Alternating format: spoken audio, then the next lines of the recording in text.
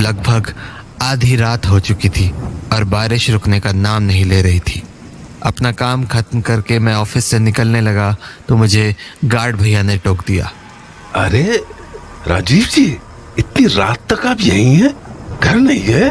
हाँ, वो कुछ अर्जेंट काम था, इसीलिए देर हो गई, पर अब घर ही निकलूंगा।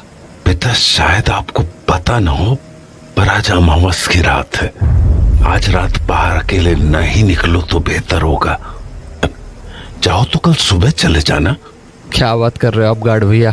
कल दोबारा ऑफिस भी तो आना होगा मुझे। बेटा, बात मानो मेरी, आज रात अकेले मत जाओ। घर पे कुछ काम है भैया, जाना तो पड़ेगा।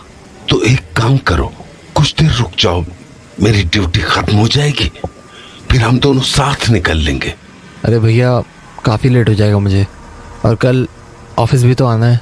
मैं निकलता हूँ, आखिरी बस आती ही होगी, वो छूट गई तो दिक्कत हो जाएगी मुझे। चलो, गुड नाइट। बेटा रुको। देखो, मैं जानता हूँ कि आप मुझसे ज्यादा पढ़े लिखे हो और आपको इन बातों पे ज्यादा भरोसा भी नहीं होगा, पर फिर भी ये अपने साथ रख लो। ये क्या है? माता का अंगार है, मेरी पत्नी ने मुझे दिया था। इसे अपने साथ रख लो, ये आपकी रक्षा करेगा। अरे भैया, क्या अभी? बेटा, बात मानो और इसे बस अपने पास रख लो। ठीक है, लाओ। मैंने वो पोटली अपने जेब में रख ली और वहां से निकल गया। बारिश बहुत ज़्यादा होने के कारण आसपास कोई भी नहीं दिख रहा था, तो मैं वहीं खड़ा खड़ा बस का इंतज़ार करने लगा। रह रहकर बादल बहुत ज़ोर से गरज रहे थे और मुझे आसपास मेरे अलावा कोई दिख भी नहीं रहा था। कुछ देर वहाँ खड़े रहने के बाद मुझे अंदाज़ा हो गया कि शायद आखिरी बस भी निकल चुकी है। तभी अपनी दाईं ओर पर मुझे एक आदमी दिखा। अंधेरा ज़्यादा होने के कारण उसका चेहरा तो ठीक से नहीं दिख रहा था, पर उसे देखकर ऐसा ही लगा कि वो इसी बस स्टॉप की तरफ आने वाला है। मैंने इस बार अपनी गर्दन बाईं तरफ मोड़ी, पर पूरी सड़क सुनसान थी। मैंने दोबारा उस आदमी की तरफ देखा, पर वहाँ पर अब कोई भी नहीं था। मुझे ये बात काफ़ी अजीब लगी, क्योंकि अभी थोड़ी देर पहले मैंने वहाँ पर किसी को देखा था। मैं इस बात को समझने की कोशिश कर ही रहा था कि मुझे उस तरफ से एक कैब आती हुई दिखी, तो मैंने कैब को रोकने के लिए इशारा किया, पर वो कैब मुझसे आगे निकल गई। तो मैं हताश होकर दोबारा उस तरफ देखने लगा, पर तभी मुझे अपने पीछे गाड़ी के ब्रेक की आवाज़ सुनाई पड़ी।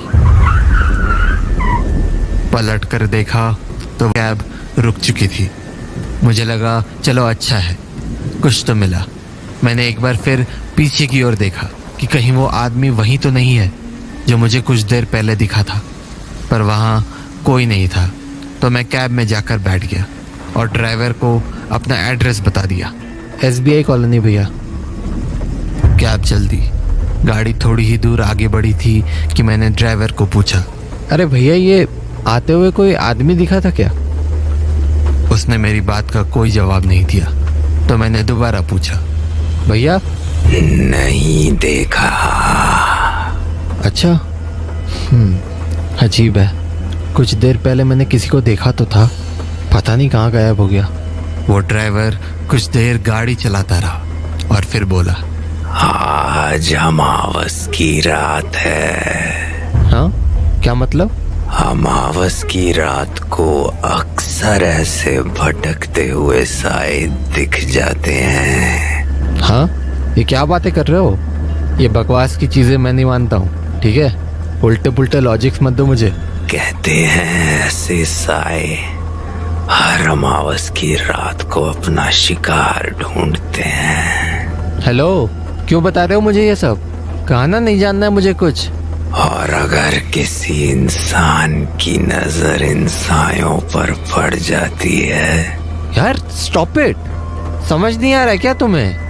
तो उसकी मौत तय हो जाती है। अरे तुम पागल वागल हो क्या? गाड़ी रोको यार, मुझे नहीं जाना है कहीं। जैसे आज तुम्हारी मौत तय है। व्हाट नॉनसेंस, तुम्हारा दिमाग फिर गया है क्या? लिसन, गाड़ी रोको, मुझे नहीं जाना है कहीं भी। Just stop the cab. पर मेरी बातों का मानो उस पर कोई असर ही नहीं हुआ। उसने गाड़ी नहीं रोकी तो मैंने उससे दोबारा कहा, मेरी बात समझ नहीं आ रही है क्या? गाड़ी रोको चुपचाप। अपनी बाईं तरफ देखो, सब समझ आ जाएगा। अरे व्हाट बाईं ओर?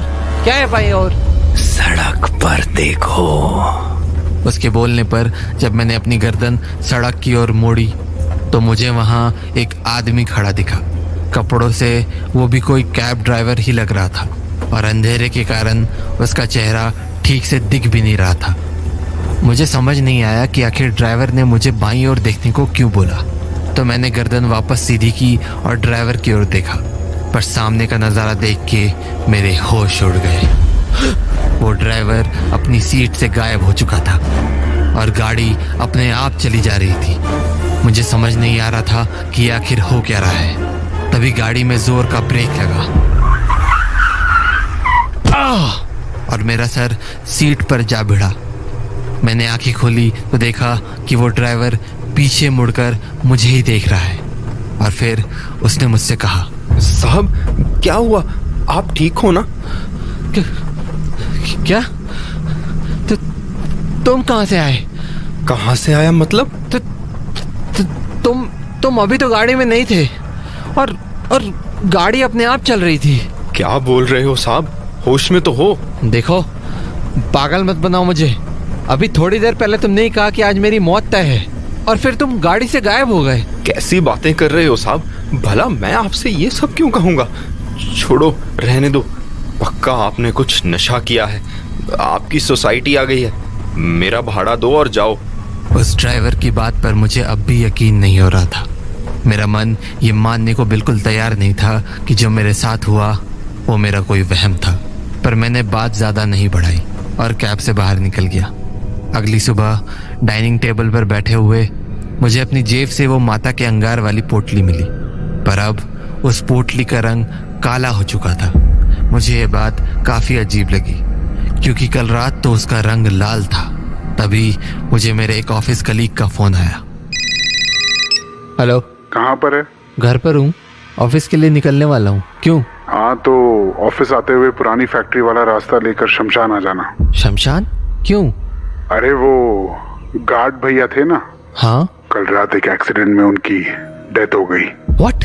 हाँ, शायद किसी कैब ने टक्कर मार दी। एनीवे, तू जल्दी से आ जा। अपने कलीग की बात सुनकर मेरे होश उड़ गए। मुझे विश्वास नहीं हो रहा था कि ऐसा कैसे हो सकता है। तभी मेरी नज़र वापस से उस पोटली पर गई जो गार्ड भैया ने मुझे दी थी और मेरे आंखों के सामने सब कुछ साफ हो गया। मैं समझ गया कि अगर उस रात मेरे पास वो पोटली नहीं होती तो आज मैं जिंदा नहीं होता।